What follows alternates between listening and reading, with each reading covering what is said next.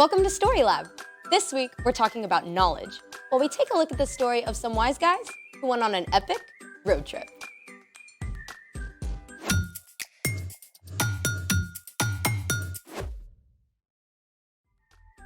Hey, I'm Skylar.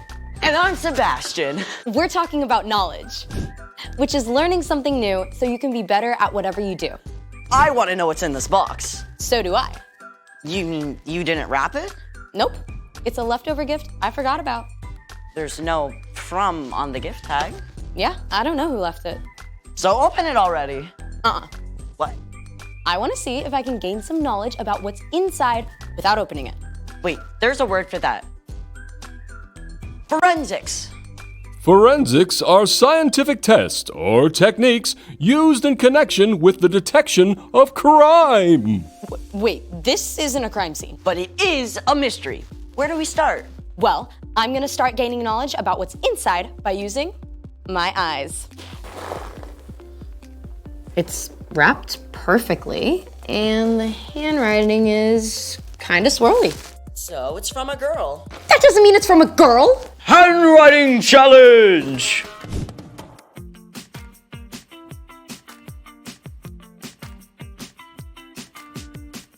Yours is swirly-ish. Well, yours is barely readable.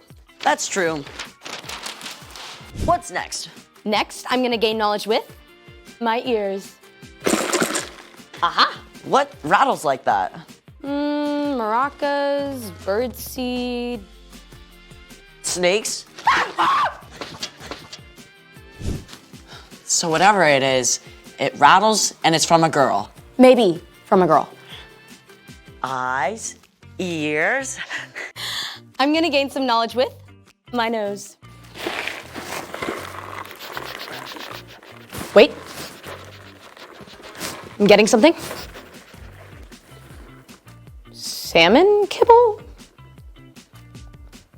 Sorry, I let my dog lick my face. Ew. Okay, so we've done eyes, ears, and nose to gain knowledge. Taste! I am not licking that box. You're running out of ideas. Too bad we can't do an x-ray. Can we field trip to urgent care? I don't think they take this kind of walk-in. Let's drop it! Ready? Ready.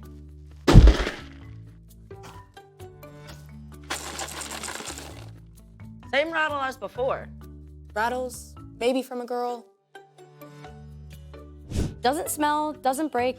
What's next in our search for knowledge? Heat it. Heat it? What's that gonna do? I don't know. I think it's time to up our experiment game. And I think it's time for... The story before the story. Today, we're in the first book of the New Testament, Matthew. But before Matthew, in the very beginning, out of deep love, God made an amazing world.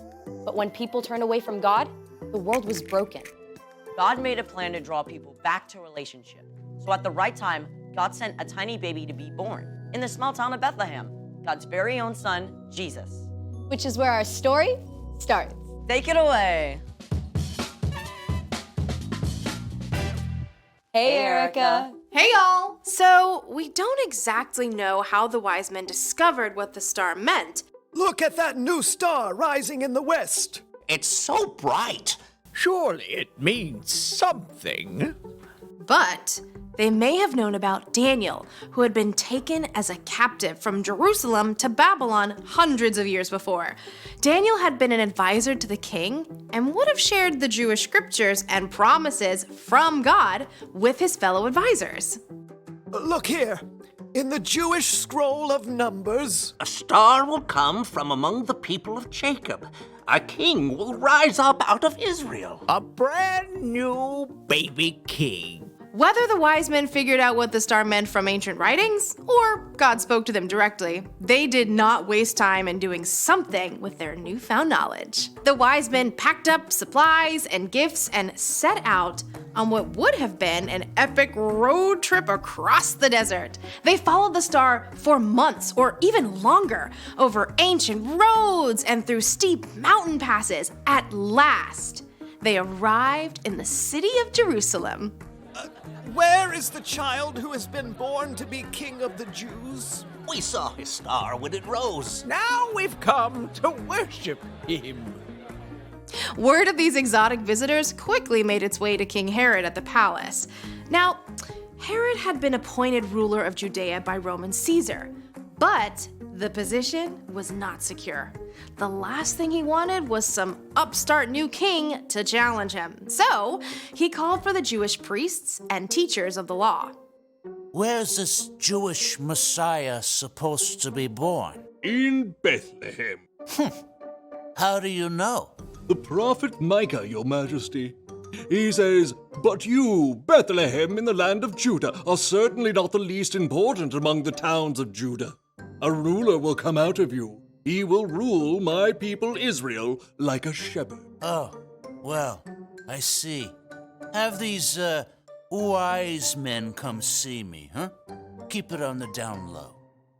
The wise men soon arrived at the palace. King Herod asked to know when the star had appeared and tried to put on a good face on his fear and brewing anger. I want you to go to Bethlehem for me. Search for this child and report back when you find him. Then I can go and, worship him. King Herod had no intention of honoring Jesus. In fact, he wanted to get rid of him. But the wise men didn't know this. They went on their way and were filled with joy when they saw the star again.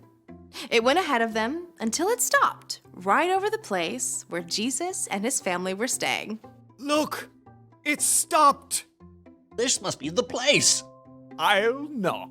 The wise men were welcomed into the home by Mary and Joseph. By this time, Jesus was a young child, and the wise men offered him beautiful gifts of gold, frankincense, and myrrh. These were not your average baby shower gifts. In fact, these were the kind of gifts that would be given to a powerful king. It was just one more sign of who Jesus was and would become. At last, the wise men left Jesus to begin their long journey home. They planned to return to Herod as they had been asked, but thankfully, God spoke to the wise men in a dream and warned them not to go back to Herod. So, the wise men chose a different road for their trip home. The end. That Herod dude was a bad dude. But thankfully, the wise men got the message. When God gave them new information, they changed their plans. Just like when they saw the new star in the first place. Exactly. The wise men didn't sit around wondering. They took action to discover what the star was about. And their search led them to God's very own son, Jesus. So, what's our part in the story? Good question. The wise men traveled hundreds of miles over months and months to discover more about God. But we can begin learning more about who God is right now, today. The Apostle Paul wrote, "Ever since the world was created, it has been possible to see the qualities of God that are not seen. Those things can be seen in what has been made." So all the things we can find in nature can tell us more about God. And all the things we study through science.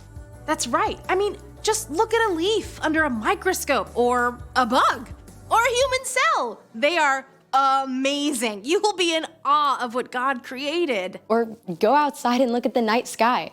God made vast galaxies, millions of miles apart, filled with millions of stars. Our God is so big. So big. You can learn about God through the people God created too. Your classmates or neighbors. They're all made in God's image and show a little bit of who God is. So stay curious about everything. Yeah, and ask a lot of questions. You got it. There is no end to what you can discover about God. See you next time. Bye, Erica. So here's the thing. Never stop searching for what's true. I still want to know what's inside. And I think I know. How? I just got a text from my Aunt Beth asking how I liked her gift. This gift? She always sends me a movie streaming gift card and microwave popcorn. See, we should have heated it. Thanks for joining us in the Story Lab. We'll see you next time. Do we heat it now? I'm hungry. Sure.